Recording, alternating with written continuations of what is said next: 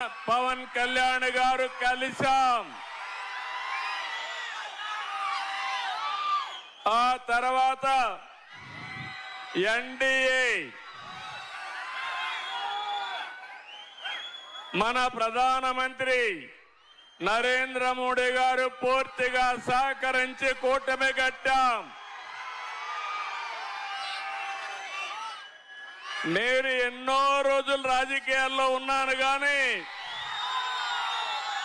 మొన్న ఎన్నికల్లో మీరు ఓట్లేసిన విధానం, ఎవరిని అభ్యర్థిని పెట్టినా 94% గెలిచాం. అఖండ విజయాన్ని కట్టబెట్టిన మిమ్మల్ని అందరినీ అభినందిస్తున్నాం. అరకు మొదలుకొని ప్రకాశం వరకు ఒక్క సీటు కూడా వాళ్ళకి రాలేదు. ఏజెన్సీలో 2 వచ్చాయి. ప్రకాశం జిల్లాలో కొద్దిగా బ్రేక్ పడింది. ఎర్రగొండపాలెం, దర్శి మనం దెబ్బతిన్నాం.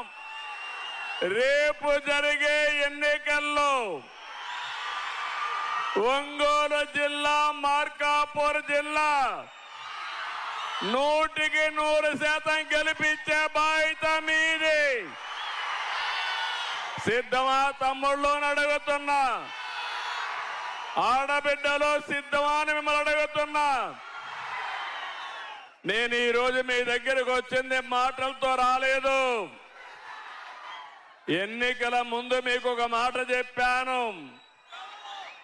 150 కిలోమీటర్లు ఇక్కడి నుంచి మీరందరూ కూడా ఒంగోలు పోతున్నారు. మార్కాపూర్ని జిల్లా చేస్తానని చెప్పా, మాట నిలబెట్టుకున్నాను. అవునా కాదా అని మిమ్మల్ని అడుగుతున్నా. ఆ రోజు నేను ఆలోచించాను. నేను 3 ప్రాంతాల్లో హామీ ఇచ్చాను. ఒకటి మార్కాపూర్ జిల్లా, వెనుకబడిన ప్రాంతం, మీకు న్యాయం చేయాలి. రెండోది మదనపల్లి, అన్యాయం జరిగింది, అక్కడ ప్రాంతం వాళ్లకు న్యాయం చేస్తానని చెప్పాను. మూడోది పోలవరం. పోలవరం ప్రాజెక్టు వల్ల రాష్ట్రానికి పూర్వ వైభవం వస్తుంది. పోలవరం రాష్ట్రానికి జీవనాడి. అక్కడ నష్టపోయిన వారి కోసం పోలవరం జిల్లా ఇస్తానని చెప్పాను. ఈ 3 కూడా జిల్లాలుగా చేసి మళ్ళీ మీ దగ్గరికి వచ్చాను.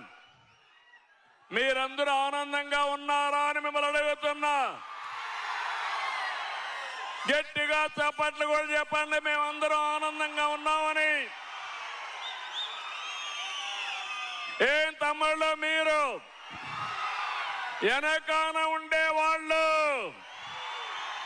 బయట ఉండేవాళ్ళు, ఇండ్ల దగ్గర ఉండేవాళ్ళు, 2వ వరం, 3 వరాలతో వచ్చాను నేను మీకు. 2వ వరం,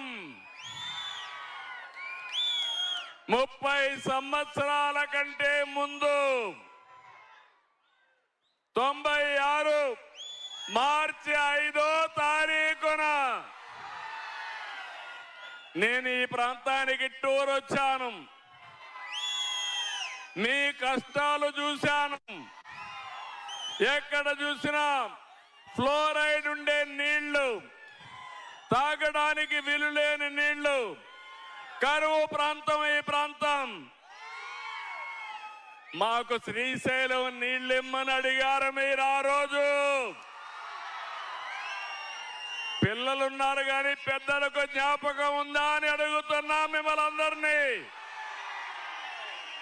జ్ఞాపకం ఉంటే గట్టిగా చప్పట్లు కూడా చెప్పండి, జ్ఞాపకం ఉందని. ఆ రోజు నేను ఆలోచించాను, ఎప్పుడైనా సరే వెనుకబడిన ప్రాంతాలను అభివృద్ధి చేయాలి.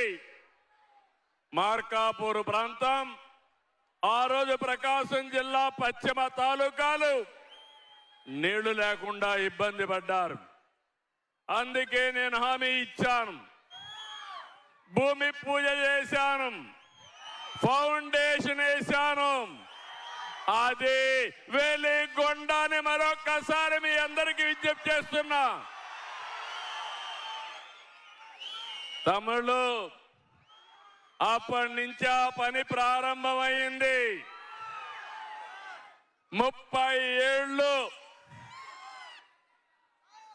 మళ్ళీ భగవంతుడు నాకే అవకాశం ఇచ్చాడు.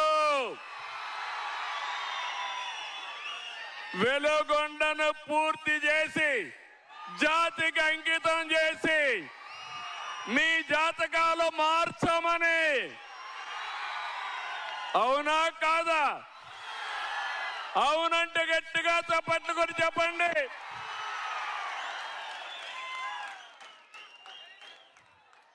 నేను ఒకటే ఆలోచించాను, కష్టాల్లో ఉండే రైతులను ఆదుకోవాలి, పేదవాళ్ళకు అండగా ఉండాలి, అందరితో సమానంగా మీ జీవన ప్రమాణాలు పెరగాలని ఆలోచించాను. అందుకే ఆ రోజు నేను ఫౌండేషన్ వేసిన తర్వాత ఖర్చు కూడా పెట్టి అడ్మినిస్ట్రేటివ్ శాంక్షన్ చేసి మొట్టమొదటిసారిగా పనులు ప్రారంభించిన పార్టీ తెలుగుదేశం పార్టీ. అవునంటే గట్టిగా చప్పట్లు కూడా చెప్పండి అవునని. 2014-19 పనులన్నీ పడకేశాయి. మళ్ళీ ముఖ్యమంత్రి అవుతానే నేనే నేరుగా ప్రాజెక్టు దగ్గరకు వచ్చి పనులు పరిగెత్తించిన పార్టీ తెలుగుదేశం పార్టీ. 19-24 చీకటి రోజులు. ఏం తమ్ముళ్ళు పనులైనాయా అని మిమ్మల్ని అడుగుతున్నా.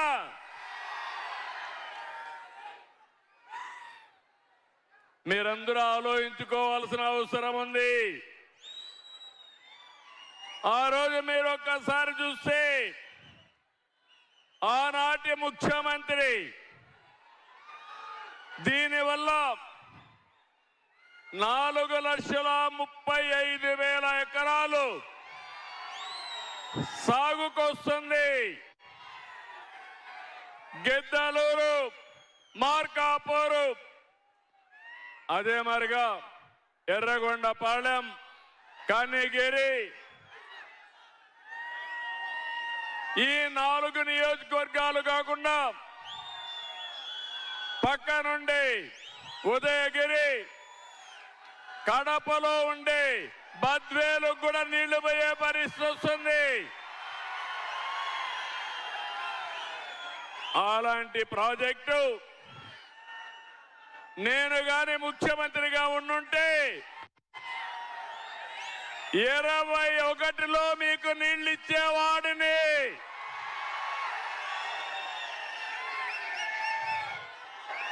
కానీ ఈరోజు మీరు చూస్తే మీకు ఒక మోసం జరిగింది.